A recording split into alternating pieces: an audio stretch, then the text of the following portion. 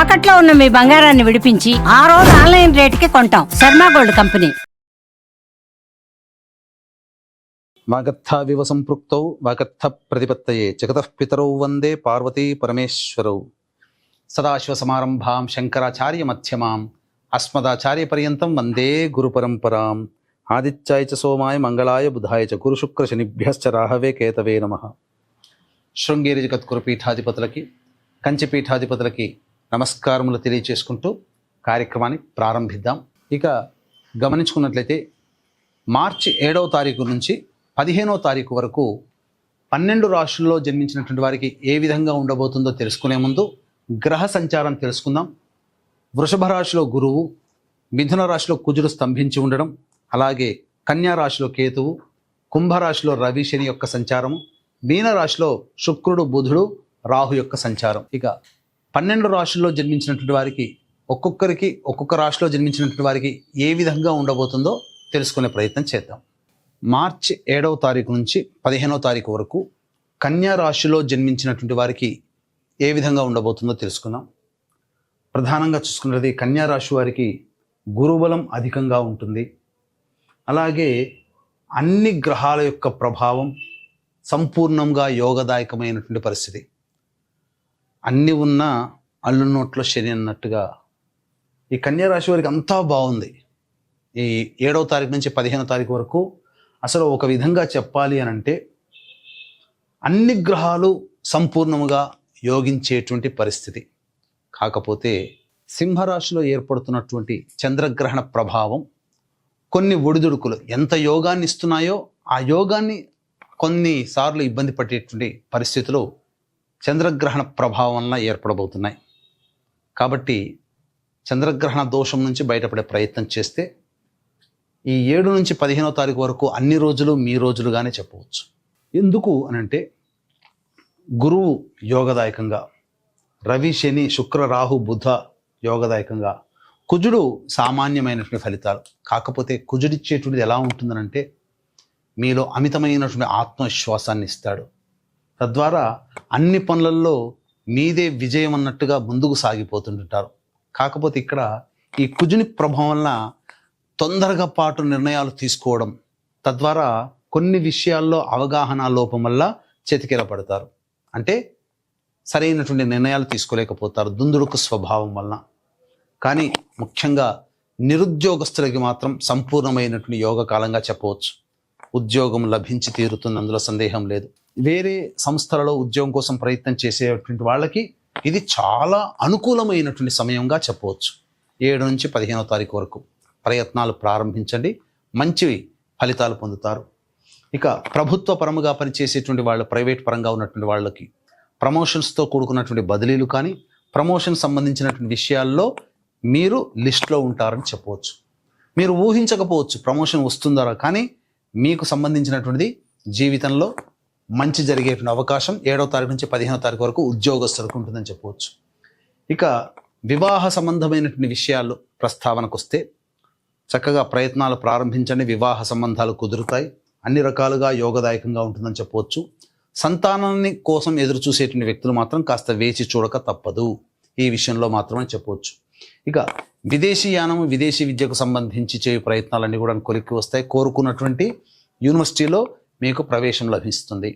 ఏ రంగంలో ఉన్నటువంటి వాళ్ళకి బాగుంటుంది అని అంటే అన్ని రంగాలలో ఉన్నటువంటి వాళ్ళకి ఈ వృత్తి ఆ వృత్తి, ఈ వ్యాపారం ఆ వ్యాపారము, ఈ కులము ఆ కుల వృత్తి అని కాదు. వృత్తి ఉద్యోగ వ్యాపార రంగాల్లో అందరికీ కూడా కన్యా రాశి వారికి చాలా యోగదాయకంగా ఉంటుంది.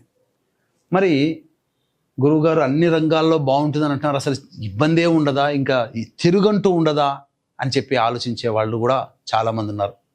ఇవి గ్రహాల యొక్క స్థితిగతులను బట్టి మనం చెప్పేటువంటిది. అయితే రోజువారీ దైనందిన జీవితంలో కొంత మార్పులు అనేటువంటివి తప్పవు. కాబట్టి రోజువారీ జీవితంలో ఏ విధంగా ఉంటుందో మనం తెలుసుకునే ప్రయత్నం చేద్దాం. అన్నిటికంటే ముఖ్యంగా గ్రహణ ప్రభావం కొంత ఇబ్బందికర పరిస్థితులని చెప్పవచ్చు. కాబట్టి ముఖ్యంగా రోజువారీ దినచర్యలో భాగంగా చూసుకున్నట్లయితే 7వ తారీఖు, ముఖ్యంగా 7వ తారీఖు రోజున సంతాన మూలకముగా సమస్యలు, ఖర్చులు పెరుగుతాయి, సంతానంతో విభేదాలు ఏర్పడతాయి. అలాగే ఎన్నాళ్ళ నుంచో ఎదురు చూస్తున్నటువంటి ఆస్తి వివాదాలకు సంబంధించినటువంటి ప్రయత్నాలు ఒక కొలిక్కి వస్తాయని చెప్పవచ్చు.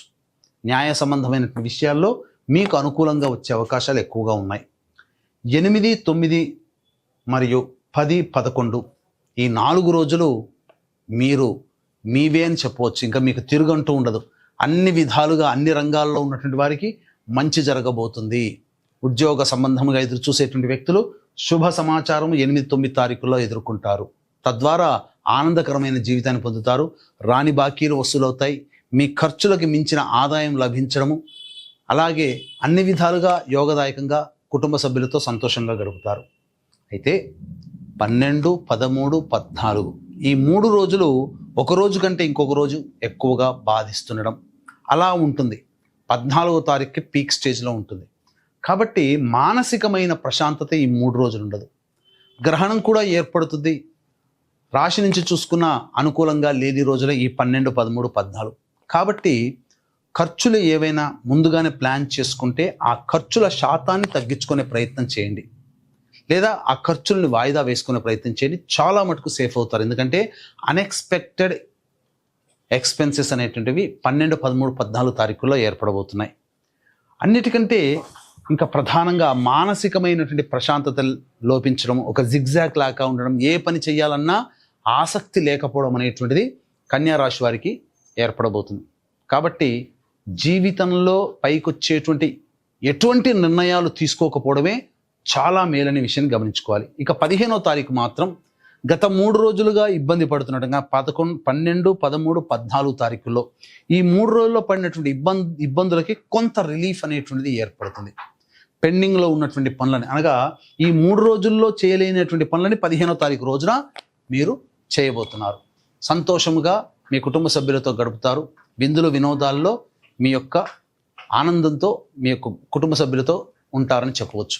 ఇక గమనించుకున్నట్లయితే తర్వాత చెప్పుకొచ్చినది ఏమిటంటే, ఈ యొక్క చంద్రగ్రహణ ప్రభావము కొంత ఇబ్బందికరంగా ఉన్నప్పటికీ అన్ని యోగాలు గ్రహాలు అనుకూలంగా ఉన్నాయి. కాబట్టి ఆత్మవిశ్వాసంతో ముందడుగు వేసే ప్రయత్నం చేయండి. అన్ని రకాలుగా బాగుంటుంది, అందులో సందేహమే లేదు.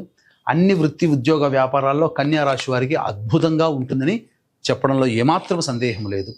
అయితే ఇంతకుముందు చెప్పుకున్నట్టుగా ఈ చంద్రగ్రహణం అనేటువంటిది ప్రధానంగా సింహరాశిలో ఏర్పడుతుంది.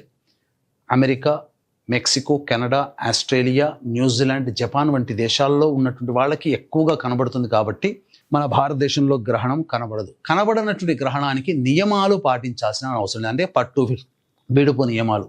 కానీ ప్రపంచవ్యాప్తంగా ఎక్కడ ఉన్నప్పటికీ కూడా మేష, వృషభ, కర్కాటక, సింహ, కన్య, వృశ్చిక, ధనుస్సు, మకర, కుంభ రాశుల్లో జన్మించినటువంటి వారికి ఈ గ్రహణ దోష ప్రభావం అధికంగా ఉంటుంది. కాబట్టి ఈ యొక్క చెప్పినటువంటి మేష, వృషభ, కర్కాటక, సింహ, కన్య, వృశ్చిక, ధనుసు, మకర, కుంభ రాశుల్లో జన్మించినటువంటి వారికి గ్రహణ దోష నివారణ హోమాలు 14వ తారీఖు రోజున పర్ హెడ్ 2100 రూపాయలకి పొద్దున 9 గంటలకి ప్రారంభమవుతాయి. అవకాశం ఉన్న వాళ్ళు కార్యక్రమ తదనంతరం కాంటాక్ట్ చేసి మీ గోత్రనామాదులు నమోదు చేసుకోవచ్చు. దీని ప్రభావం వలన కొన్ని సమస్యలు భవిష్యత్తులో పెరుగుతాయి. కాబట్టి దేవతానుగ్రహాన్ని పొందితే సమస్యలు శాంతింపబడతాయని చెప్పవచ్చు. అయితే ఈ యొక్క కన్యా రాశిలో జన్మించినటువంటి వారికి ఈ యొక్క సమస్యలు రోజువారీ దైనందిన జీవితంలో వచ్చేటువంటి సమస్యల పరిష్కారం కోసం ప్రధానంగా ప్రతిరోజు దుర్గా అష్టోత్తరము, సర్వదేవకృత లక్ష్మీ స్తోత్ర పారాయణం రోజుకి 3 సార్లు పఠించడం, తద్వారా శుభ ఫలితాలు పొందుతారని చెప్పవచ్చు. ఇప్పుడు చెప్పినటువంటి సమస్యల కంటే ఇంకా విభిన్నంగా మీ యొక్క జీవితం ఉందంటే జన్మజాతకంలో నడుస్తున్నటువంటి గ్రహ దశాంతర దశల యొక్క ప్రభావాలు. కావున దగ్గరలోని మంచి ఉపాసనా పరులైనటువంటి జ్యోతిష్యులను సంప్రదించి వారి సలహాలు సూచనలు కనుక పాటించినట్లయితే మరింత మెరుగైనటువంటి జీవితాన్ని పొందుతారని చెప్పడంలో ఏమాత్రం సందేహం లేదు. సర్వం శ్రీ ఉమామహేశ్వర పరబ్రహ్మార్పణమస్తు.